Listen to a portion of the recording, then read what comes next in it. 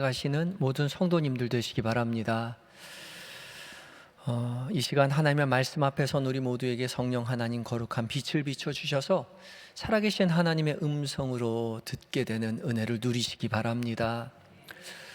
지금 며칠 전에 터키하고 시리아에서 지진이 난 관계로 많은 사람들이 피해를 입고 죽음에 이르게 되었습니다.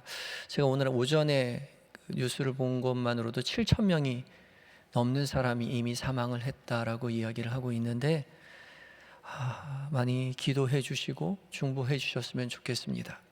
우리가 살아가는 이 세상은 정말 불완전한 세상입니다. 안전한 곳이 없죠. 안전한 품은 주님밖에 없는 것 같습니다. 더욱더 주님 앞에 믿음을 구하고 의지하고 또 어렵고 힘든 중에 고난 가운데 주님을 의지하는 사람들이 되게 해달라고, 주께서 긍휼을 베풀어 달라고 또 터키와 시리아를 위해서 기도해 주시기 바라고, 또 우리가 도울 수 있는 부분들을 또 찾아서 그들을 위해서 기도할 뿐만 아니라 물질적으로 또 도울 수 있는 부분들을 좀 생각해 보아야 할 것 같습니다. 하나님이 그 일을 위해서 우리를 부르셨죠. 이웃을 사랑하라, 오늘 말씀도 있을 텐데, 우리의 사랑이 예수 그리스도의 사랑이 되어서 그들을 보듬어 안고 그들을 위로하는 그런 계기가 될 수 있었으면 좋겠습니다. 오늘 말씀 함께 나눌 때에, 오늘 말씀은 서기관이 예수님 앞에 나와서 예수님과 변론하는 장면과 또 다윗과 예수 그리스도의 관계에 관한 이야기, 말씀을 나누시는 장면이죠. 다윗이 먼저이냐 아니면 그리스도 메시아가 먼저이냐라는 이야기를 하고 있습니다. 먼저 예수님께서 가장 큰 계명에 관한 이야기를 나누시는 그 장면을 좀 더 깊이 살펴보고자 합니다. 28절 첫머리에 이렇게 시작하고 있지요. 서기관 중 한 사람이 그들이 변론하는 것을 듣고 예수께서 잘 대답하신 줄을 알고 나와 묻되 모든 계명 중에 첫째가 무엇이니까? 서기관 중 한 사람, 그러니까 서기관들, 많은 서기관들이 그 자리에 있었고 그 중에 한 사람이 그들이 변론하는 것을 들었다 이야기합니다. 예수님이 그들과 변론하고 있었어요. 그들이 누굴까요? 저를 보지 마시고 성경을 보셔야 됩니다. 성경을 보면 그들이 누굴까요? 18절을 쫓아 올라가 보면 나옵니다. 18절에 뭐라고 써 있죠? 부활이 없다 하는 사두개인들이 예수께 와서 물어 이르되, 사두개인들과 함께 변론하는 것을 서기관들이 옆에서 보고 있었습니다. 이 사두개인들이요, 사두개인들은 부활이 없다 하는 사람들이죠. 철저히 현세주의적인 입장을 취하는 사람들이었습니다. 그래서 하나님의 나라는 이 땅 가운데 있는 것이다. 그래서 굉장히 현세적이고 정치적인 입장을 취하고 있었던 사람이었습니다. 그들과 함께 부활에 대해서 논쟁하는 것을, 변론하는 것을 이 서기관들이 보고 있었다는 거죠. 이 서기관들은 바리새인들로 이루어져 있습니다. 이 바리새인과 사두개인은 이스라엘 백성들을 이끌고 있는 양대 지도자들입니다. 이 두 지도자들 중에 한쪽이 변론하는 것을 지는 것을 보자 이제 서기관들이 그것을 보고서 예수님께 나와 질문을 하고 있는 것이죠. 예수님께 잘 대답하시는 것을 보고 묻습니다. 잘 대답하신 줄을 알고 나와 묻되라고 그냥 물었다라고 이야기하지만 마태복음과 누가복음에서도 이 말씀을 기록하고 있는데 조금은 다르게 기록하고 있습니다. 먼저 누가복음의 말씀을 한번 보겠습니다. 누가복음 10장 25절에 이렇게 이야기하고 있습니다. 25절 스크린을 보면서 함께 읽겠습니다. 시작. 어떤 율법 교사가 일어나 예수를 시험하여 이르되 선생님, 내가 무엇을 하여야 영생을 얻으리까? 누가복음도 살펴보겠습니다. 누가복음 10장 35절입니다. 시작. 그 중에 한 율법사가 예수를 시험하여 묻되 선생님, 율법 중에서 어느 계명이 크니까? 그냥 물은 것이 아니죠. 왜 물었죠? 예수를 시험하기 위해서 물었습니다. 좋은 의도를 가지고 있지 않았습니다. 서기관으로서 이 사두개인들이 예수님과 변론할 때에 지는 것을 보고, 예수님이 이기는 것을 보고, 예수님이 어느 정도의 성경 지식을 가지고 있는지 시험해 보려고 했습니다. 이 서기관들은 율법을 연구하는 율법학자로서 누구보다도 율법을 잘 알고 있다라고 자부심을 가지고 있는 사람들이죠. 이 서기관은 이제 히브리어로 이야기하면 이 소페르라는 거고, 헬라어로 이야기하면 그람마테우스인데 필사하는 사람입니다. 우리 서기, 글 쓰는 사람이죠. 서기관, 번역을 굉장히 잘했습니다. 성경을 필사하는 사람이 이 서기관입니다. 근데 그냥 필사만 하는 것이 아니라 성경을 연구하고 그 세부적인 규정과 규칙을 만들어서 이스라엘 백성들이 율법을 잘 지키며 살아갈 수 있도록 지도하는 사람들이 이 서기관들이었습니다. 그래서 글씨를 잘 쓰는 것은 부차적인 문제였습니다. 물론 글씨 쓰는 연습도 하였는데, 글씨를 쓰는 것보다 더 중요한 것이 이 사람들이 먼저 거룩한 삶을 살아가는 것이었고요, 정결한 삶을 유지하는 것이었고요, 그리고 엄격한 교육을 통해서 성경을 깊이 연구해야만 했습니다. 그래서 이 사람들이 정결한 삶을 유지하지 못한다면 이 사람들이 쓴 토라, 말씀은 다 불태워서 불살라 버렸습니다. 그리고 이 사람들이 쓰지 않은 성경, 토라, 말씀 같은 경우에는 사용할 수가 없었습니다. 지금도 회당에서는 이 서기관들, 이 소페르가 쓴 필사한 성경만을 가지고 성경 봉독을 합니다. 인쇄술이 지금도 이렇게 많이 발전되어 있지만 인쇄된 것은 절대 사용할 수 없습니다. 손으로 쓴 것으로만 모든 성경을 읽을 수 있는 것이요, 율법을 필사하는 사람들이 인증해준 그 필사본만을 가지고 이스라엘 백성들이 그것을 규율을 지켜 행했던 것입니다. 이 서기관들은 십계명과 모세오경을 필사하는 것 외에 그것을 토대로 해서 깊이 연구해서 많은 부수적인 규칙을 만들어서 그것을 엄격하게 준수하며 살아야만 한다라고 가르쳤습니다. 특별히 이런 계명이 613개나 되었는데 지켜야 할 긍정적인 서술문으로 되어 있는 해야 할 것이 248개가 있었고 하지 말아야 할 부정적인 것이 365개가 있었습니다. 그러니까 이 613개의 규정을 엄격하게 지키며 살아야만 한다라고 이 서기관들이 가르쳤던 것이죠. 그러니까 자신들이 가르쳤으니 누구보다도 그것을 잘 알고 있었고 또 스스로도 그것을 준수하려고 노력했던 사람들입니다. 이 모든 규정을 잘 알고 있는 서기관이 예수님 앞에 나와서 예수님에게 묻고 있는 것이죠. 이 모든 규정 가운데, 계명 가운데 가장 으뜸이 되는 것이 무엇이냐라고 묻고 있는 것입니다. 이 물음에 예수님이 곧바로 대답해 주시죠. 29절 말씀입니다. 함께 29절 30절 읽겠습니다. 시작. 예수 대답하시되 첫째는 이것이니 이스라엘아 들으라. 주 곧 우리의 하나님은 유일한 주시라. 내 마음을 다하고 목숨을 다하고 뜻을 다하고 힘을 다하여 주 너의 하나님을 사랑하라 하신 것이요. 아멘. 예수님께서 곧바로 대답하실 때에 이 대답하신 것은 신명기 6장 4절부터 5절까지의 말씀을 인용하신 말씀입니다. 신명기 6장 4절부터 9절까지의 말씀을 쉐마라고 이야기하죠. 이 쉐마는 이스라엘 백성들이 항상 마음에 간직하고 늘 암송해야만 하는 구절이었습니다. 쉐마는 들으라라는 이스라엘 히브리어입니다. 이스라엘아 들으라. 우리 하나님 여호와는 오직 한 분인 여호와시니 라고 시작하는 그 말씀을 늘 암송했던 것이죠. 신명기 6장 4절과 5절은 이렇게 기록하였습니다. 함께 읽겠습니다. 시작. 이스라엘아 들으라. 우리 하나님 여호와는 오직 유일한 여호와이시니 너는 마음을 다하고 뜻을 다하고 힘을 다하여 내 하나님 여호와를 사랑하라. 아멘. 이 구절은 예수님뿐만 아니라 이스라엘 백성이라면 누구나가 잘 알고 있는 말씀이었습니다. 어린아이로부터 노인에 이르기까지 이 말씀을 너무나도 잘 아는 말씀이에요. 왜냐하면 하나님이 그렇게 하라고 시켰기 때문에 그렇습니다.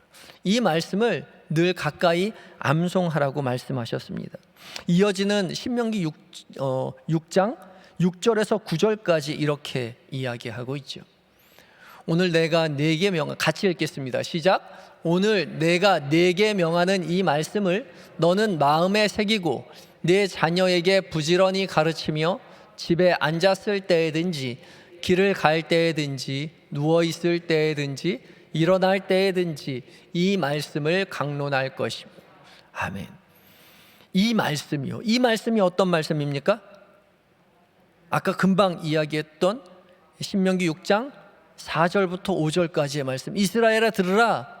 우리 하나님 여호와는 오직 유일한 여호와이시니 너는 마음을 다하고 뜻을 다하고 힘을 다하여 내 하나님 여호와를 사랑하라. 이 말씀이요. 이 말씀을 어떻게 하라고요? 마음에 새기고요, 부지런히 자녀에게 가르치고요, 집에 앉아 있을 때든지 길을 갈 때든지 누워 있을 때든지 일어날 때든지 언제나 이 말씀을 강론하라, 가르쳐라, 그렇게 이야기하셨죠. 하나님이 이렇게 명령하셨는데 이스라엘 백성들이 모를 리가 있겠습니까? 어린아이로부터 어른들까지 노인들까지 항상 이 말씀을 잘 간직하고 있었습니다. 근데 그냥 간직하고 있었던 것이 아닙니다. 8절과 9절, 신명기 6장 8절과 9절에 하나님 이렇게 명령하십니다. 또 읽겠습니다. 시작. 너는 또 그것을 내 손목에 매어 기호를 삼으며 내 미간에 붙여 표로 삼고 또 내 집 문설주와 바깥문에 기록할지니라. 아멘. 그냥 가르치는 것, 강론하는 것만으로 부족해서 그것을 어떻게 하라고요? 손목에 맨다고요. 기호를 삼다고요. 그것이 뭐예요? 아까 말씀이요. 그 말씀. 신명기 6장 4절과 5절 그 말씀. 이스라엘에 들으라. 우리 하나님 여호와는 오직 유일한 여호와시니 너는 마음을 다하고 뜻을 다하고 힘을 다하여 내 하나님 여호와를 사랑하라. 이 말씀을 그저 강론하는 것으로 그치지 않고 손목에 매어 기호를 삼고 미간에 붙여 표를 삼고 또 내 집 문설주와 바깥문에 기록하라 라고 말씀하셨습니다. 그래서요, 이스라엘 사람들은 정말로 이렇게 했습니다. 지금도 정통 유대인들은 정말로 그렇게 하고 삽니다. 말씀을 적어서 손목에 매어 기호를 삼고 미간에 붙여 표로 삼고 살아가는 거죠. 이걸 테필린이라고 하는데 이 테필린을 제가 사진을 통해서 좀 준비를 했습니다. 좀 보이십니까? 예. 지금 여러분들 보시는 왼쪽에 있는 사진은 유대인이 기도를 하는 장면입니다. 기도문을 가지고 기도를 낭독할 때 이 이마에 쓰고 있는 게 있죠. 저것과 손목에 감고 있는 까만색, 저게 테필린입니다. 가죽으로 만든 경구함, 성경 구절을 적어 놓은 함인데 머리와 팔에 두르고 아침마다 기도하였습니다. 머리에 꼭 요즘 유튜버들이 많이 쓰고 있는 카메라 같이 생겼는데 중간에 사진에 보시면 그 카메라 같이 생겨 있는 경구함을 분해해 보면 저렇게 생겼습니다. 4개의 두루마리가 있죠. 4개의 두루마리가 있습니다. 4개의 두루마리가 차곡차곡 있는데 저 테필린에 들어가는 문구는 신명기 6장 4절과 9절까지 말씀, 우리가 지금 봉독한 말씀, 신명기 11장 13절부터 21절까지 말씀, 출애굽기 13장 1절로 10절까지 말씀, 출애굽기 13장 11절부터 16절까지의 말씀, 저 4 말씀을 저렇게 차곡차곡 순서대로 적어서 저 안에 넣어 놓습니다. 그리고 봉에서 기도할 때에 저렇게 머리에 붙이죠. 머리에 붙이는 것은 뇌 그렇죠? 생각, 거기에 가까이 간다는 겁니다.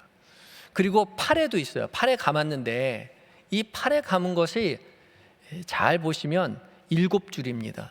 완전하게 한다고 해서 7줄을 감고요. 그거 지금 잘 보이지 않는데 팔꿈치에도 조그만 이 경구가 있습니다. 이게 지금 오른쪽에 여러분 보시기에 오른쪽에 맨 밑에 보시면 경구함이 2개가 있죠. 뭐든 현대의 경구함이 2개가 있습니다. 하나는 머리에 붙이는 거고 하나는 손목 팔꿈치에 매는 겁니다. 팔꿈치에 매면 왼쪽 팔꿈치에 매게 되어 있는데 그러면 심장에서 가장 가까워지죠. 저 안에도 저 테필린에는 4가지의 문구가 들어갑니다. 이걸 이스라엘 백성들이 다 하고 살았다고요. 지금 1세기에 유물 중에서 테필린의 유물을 사진으로 찍어 놨는데 사이즈가 생각보다는 크지 않습니다. 저렇게 이마에 표를 삼고 또 팔에 둘러서 띠를 삼아서 저렇게 띠를 삼아서 기도를 했습니다. 그래서 저 띠가 두꺼워지면 경건한 사람이라고 이야기했고요. 그래서 예수님께서 너희가 그 띠를 두껍게 하는 것이 의로운 경건한 사람이라고 이야기한다라고 이야기하시면서 책망하신 장면도 있었습니다. 그리고 잘 보이지 않지만 머리에 보면 조그만 모자를 썼습니다. 키파라는 건데요. 늘 기도할 때 머리를 저렇게 가리우고 기도를 했고요. 그 다음에 숄같이 어깨에 둘렀죠. 탈리트라고 하는데 저것을 항상 쓰고 기도를 했습니다. 이 탈리트 옆에 보시면 옆에 이렇게 숄같이 나와 있는 게 보이는데 숄 밑에 옷술이 있습니다. 옷술이 찌찌트라고 해서 저 옷술을 길게 늘어뜨리면 늘어뜨릴수록 경건한 사람이라고 스스로 생각했습니다. 그래서 그것도 예수님께서 옷술을 길게 늘어뜨리는 거에 대해서 책망하신 경우도 있었죠. 이렇게 가죽으로 만든 경구함을 정말로 머리에 붙이고 팔에 메고 그렇게 기도문을 낭독했던 거죠. 그리고 또 이렇게 했을 뿐만 아니라 그 다음에 문설주와 바깥문에 기록하라고 했으니까 진짜로 문설주와 바깥문에 말씀을 기록했습니다. 이게 매주자입니다. 매주자는 문설주라는 뜻인데 이 문설주에 성경 말씀을 적어놓은 저 조그만 그 나무 조각이죠. 나무 상자입니다. 여러 가지 요즘은 쇠로도 만들고 하게 되는데 상자를 가지고 붙여놓습니다. 그리고 들어갈 때마다 나갈 때마다 만지거나 입을 맞춥니다. 매주자에 들어가는 문구는 신명기 6장 4절부터 9절까지, 신명기 11장 13절부터 21절까지의 말씀입니다.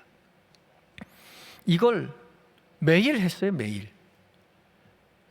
이것을 매일 했는데 저 안에 뭐가 들어가 있다고요? 이스라엘 들으라, 우리 하나님 여호와는 오직 유일한 여호와이시니 너는 마음을 다하고 뜻을 다하고 힘을 다하여 내 하나님 여호와를 사랑하라. 그 말씀이 있었다고요. 그러니까 이 말씀을 늘 암송하였기 때문에 이 말씀을 알지 못할 수가 없었다는 거죠. 늘 암송하는 이 구절을 예수님께서 말씀하신 것입니다.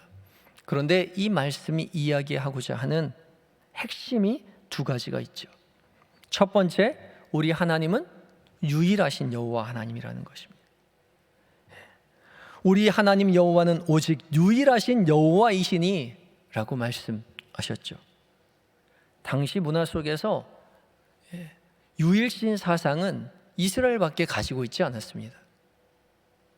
다신교 사상의 팽배해 있는 시대였습니다. 구약 시대는 말할 것도 없고 예수님께서 지금 말씀하시고 있는 이 세대에도요, 신약 세대에도요, 다신교 문화가 당연시되는 그 세상 속에서 가장 팔레스타인 지역에서 가장 연약하고 부족하고 보잘것없는 그 작은 나라 이스라엘이 오직 유일하신 여호와 하나님만이 참신이시라고 그렇게 고백하고 있는 거죠. 우리가 살아가고 있는 이 시대도 마찬가지입니다. 불교, 천주교, 원불교, 이슬람, 힌두교, 기독교 다 같이 사이좋게 지내면 얼마나 좋지 않겠느냐라고 세상이 우리에게 권유하죠. 아니요, 우리는 부족하지만, 연약하지만 우리는 유일하신 여호와 하나님, 한 분이신 하나님을 믿고 의지하고 섬기는 사람임을 우리는 늘 기억해야 합니다. 유일하신 하나님만 의지하고 믿음으로 걸어가시는 모든 성도님들 되셔야 할 것입니다. 두 번째, 유일하신 하나님을 어떻게 하라고요? 내 하나님 여호와를 사랑하라고요. 어떻게 사랑하라고요? 마음을 다하고 뜻을 다하고 힘을 다하여 사랑하라고 말씀하십니다. 오늘 본문 말씀 가운데에는 30절에 이렇게 이야기하시죠. 30절에 마음을 다하고 목숨을 다하고 뜻을 다하고 힘을 다하여 주 너의 하나님을 사랑하라 말씀하고 계십니다.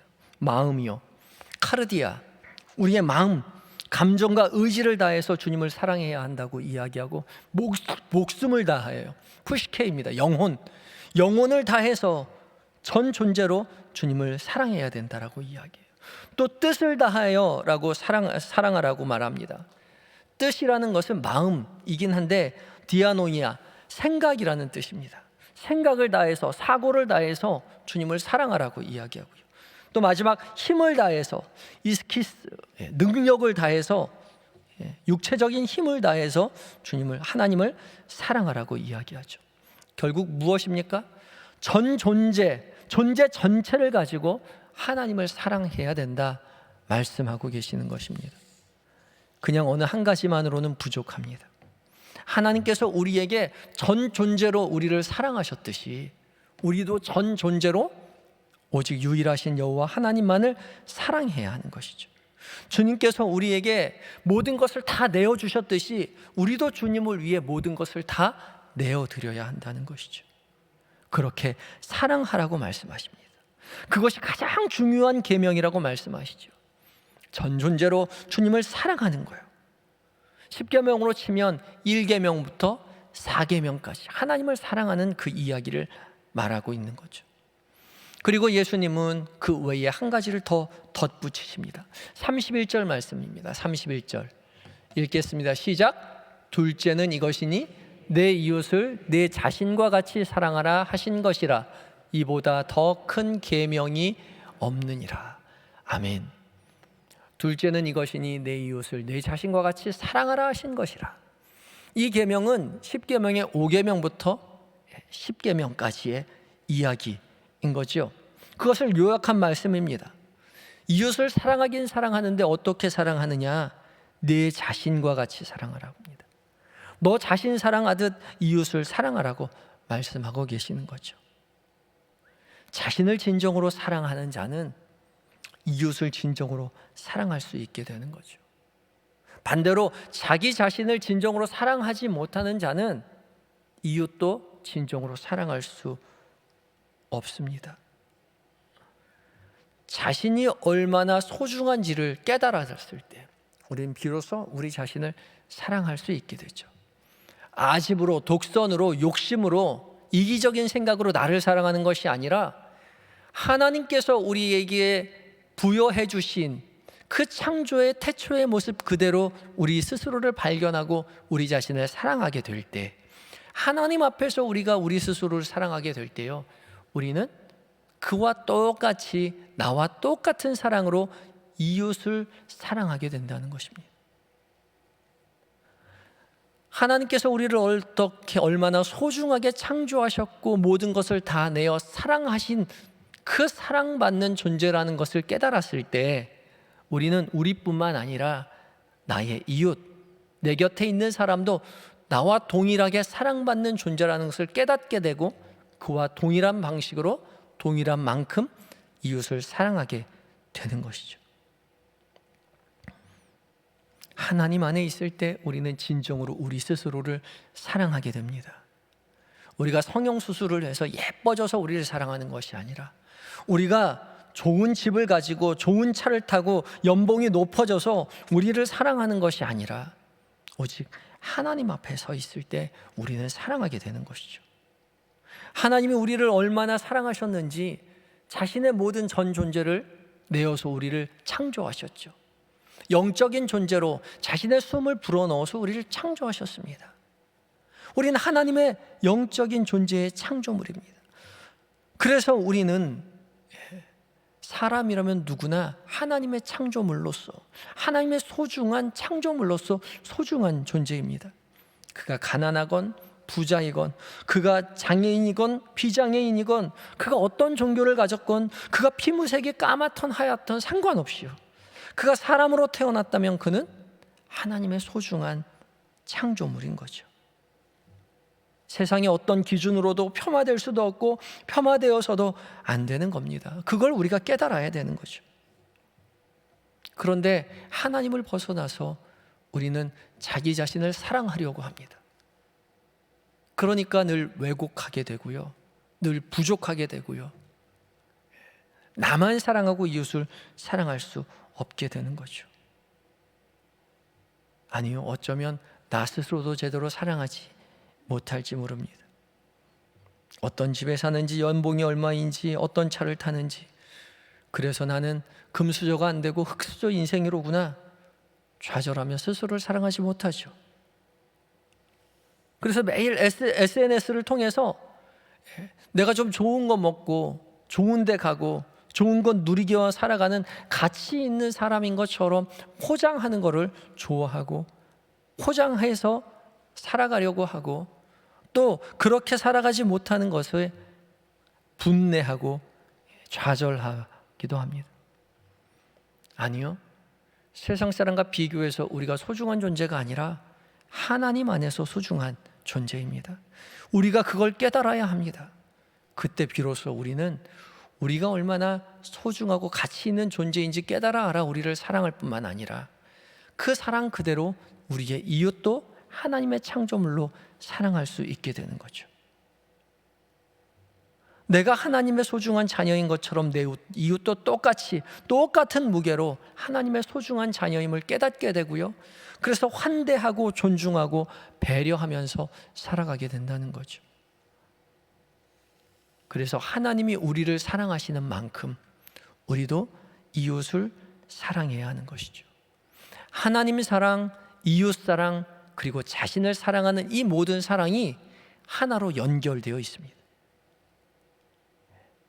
그것이 예수님께서 말씀하시는 내 이웃을 내 몸과 같이 사랑하는 것이죠. 하나님 사랑은 곧 나를 사랑하는 일로 확장되고, 나를 사랑하는 것이 이웃을 사랑하는 걸로 이어지게 되는 것입니다. 그래서 주님은 우리에게 말씀하셨죠. 이웃을 사랑하지 않고는 하나님을 사랑할 수 없더라고요. 예수님은 이것보다 더 큰 계명이 없다라고 말씀하십니다. 이것이 가장 소중한 계명입니다. 이 말을 들은 서기관이 예수님 앞에 대답하죠. 32절과 33절 말씀입니다. 32절과 33절 말씀 읽겠습니다. 시작. 서기관이 이르되 선생님이여 옳소이다. 하나님은 한 분이시요 그 외에 다른 이가 없다 하신 말씀이 참이나이다. 또 마음을 다하고 지혜를 다하고 힘을 다하여 하나님을 사랑하는 것과 또 이웃을 자기 자신과 같이 사랑하는 것이 전체로 드리는 모든 번제물과 기타 제물보다 나으니이다. 아멘. 서기관은 예수님의 대답에 옳다, 옳소이다 라고 이야기하였고, 그 외에 한 가지를 더 덧붙이고 있습니다. 전체로 드리는 모든 번제물과 기타 제물보다 낫다라고 말하죠. 이 말은 사무엘상 15장 22절에 이야기하는 사무엘의 교훈과 같은 이야기입니다. 사울이 아말렉을 치러 갔을 때에 사무엘이 이야기하죠. 다 멸절하라라고 이야기합니다. 그런데 사울이 다 멸절하지 아니하고 아말렉의 왕 아각을, 아말렉 왕을 사로잡고 양과 소와 기름진 가축들을 전리품으로 가지고 돌아와서 하나님 앞에 좋은 것 드리려고 잡아온 것이라고 대답합니다. 이 이야기를 들은 사울이 이야기하죠. 사무엘상 15장 22절입니다. 함께 읽겠습니다. 시작. 사무엘이 이르되 여호와께서 번제와 다른 제사를 그의 목소리를 청종하는 것을 좋아하심같이 좋아하시겠나이까? 순종이 제사보다 낫고 듣는 것이 숫 양의 기름보다 나으니. 아멘.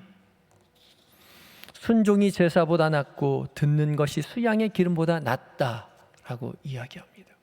그저 사랑하는 것이 아니라 그 사랑을 실천하고 순종하는 것이 제사보다 낫고 수양의 기름보다 낫다라고 이야기하는 거죠. 사랑하는 것을 순종해야 합니다. 그저 지식으로만 아는 것이 아니라 실천해야 하는 것이죠. 하나님을 사랑하고 이웃을 사랑하고 나를 사랑하기를 실천하시는 성도 여러분들 되시기 바랍니다. 그냥 되면 하고 안 되면 마는 것이 아니라, 그냥 사랑하는 것이 아니라 전 존재로 하나님을 사랑하고요, 그 하나님께서 사랑하시는 나를 전 존재로 사랑하고요, 나를 사랑하는 그 마음, 그 방식 그대로 나의 이웃을 사랑하며 살아가시는 모든 성도님들이 되셔야 할 것입니다. 또 이어서 계속한 말씀 가운데 35절부터 37절까지는 그리스도와 다윗의 관계에 대해서 서기관들과 논쟁하는 장면을 기록하고 있습니다.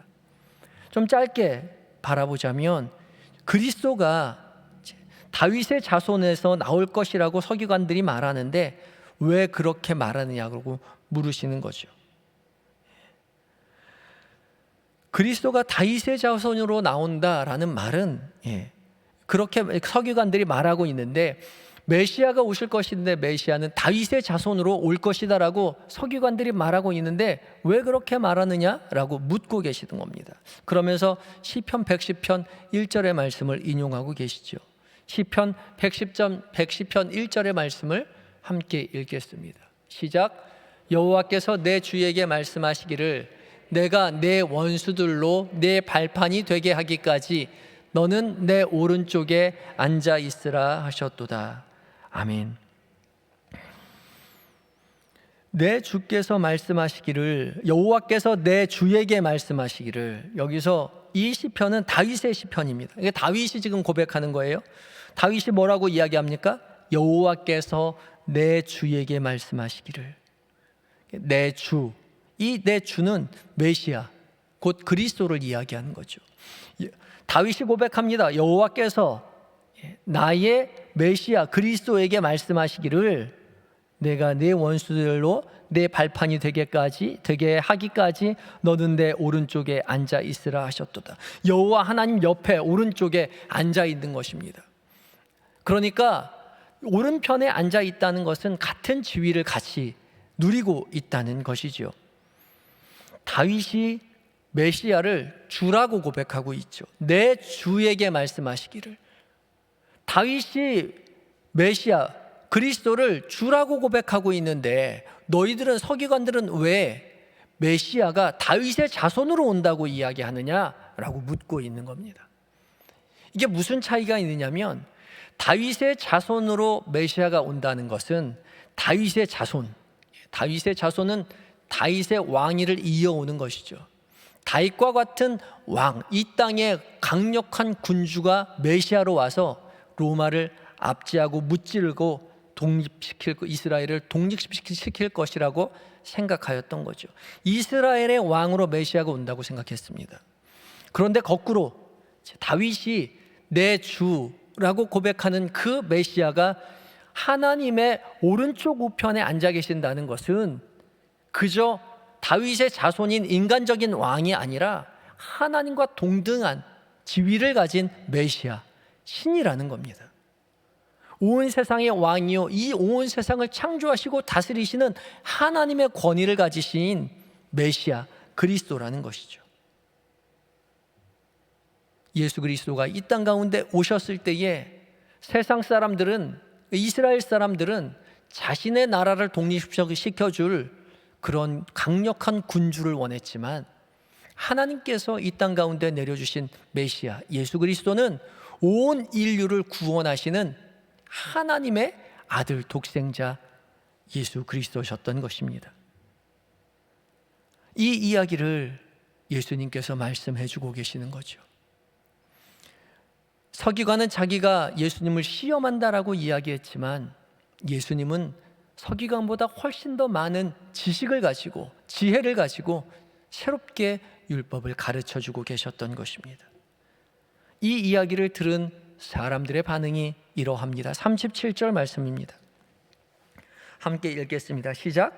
다윗이 그리스도를 주라 하였은즉 어찌 그의 자손이 되겠느냐 하시니 많은 사람들이 즐겁게 듣더라. 아멘.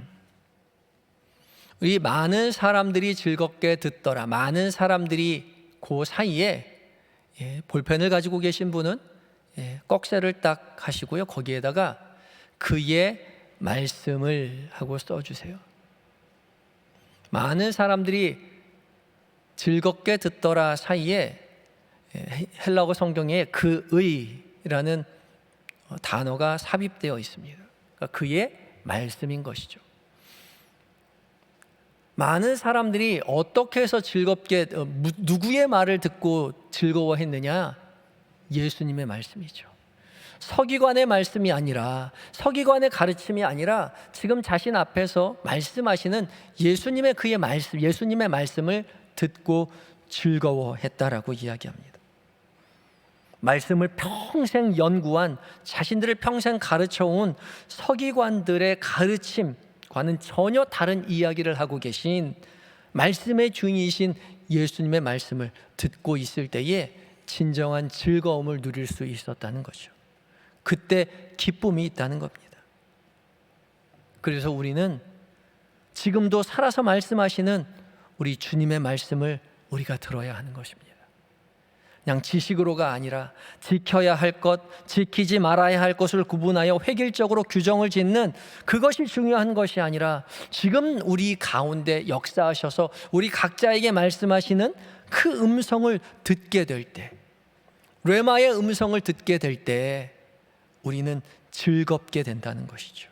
즐거움이 생기는 것입니다. 주님, 오직 주님의 말씀에 귀를 기울이시는 성도 여러분들이 되시기 바랍니다.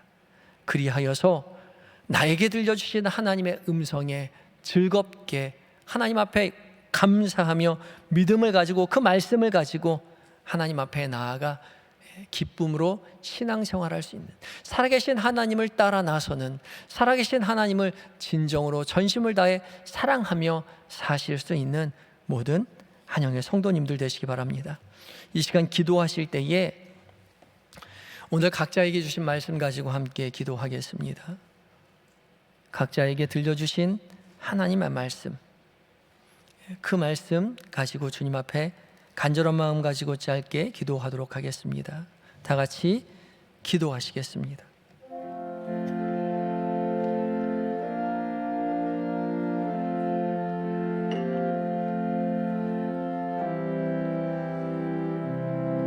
주님,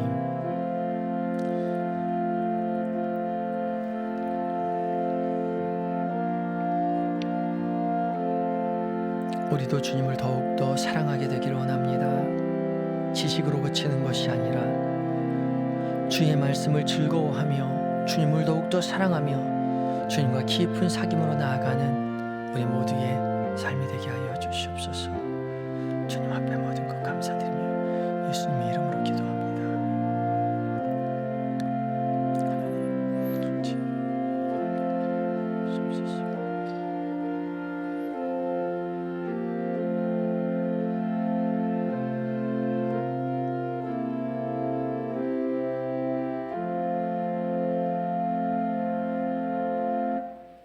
우리에게 들려주셨던 주님의 말씀을 이 시간 우리에게도 들려주셔서 살아계신 하나님의 음성 듣고 기쁨에 겨워 주님과 깊은 사귐으로 나아가는 우리 모든 성도들 되게 하여 주시옵소서.